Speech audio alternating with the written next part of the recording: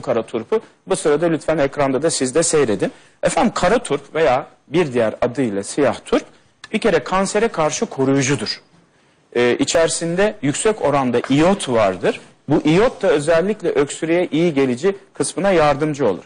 Fakat kara turpu ciddi tiroid hastalığı olanlar veya doktorunun iyot tüketimini yasakladıkları kişiler kara turpu kullanmalarını önermem.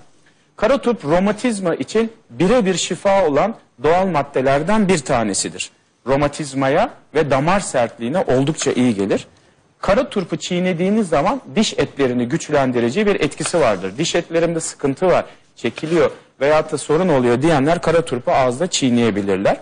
Bir de kara turp ciddi bir şekilde detokslayıcı, yani kanı zehirlerden ve artık maddelerden temizleyici bir etkisi vardır ve idrar söktürür. Bayağı ciddi bir şekilde böbrekleri çalıştırır. Aynı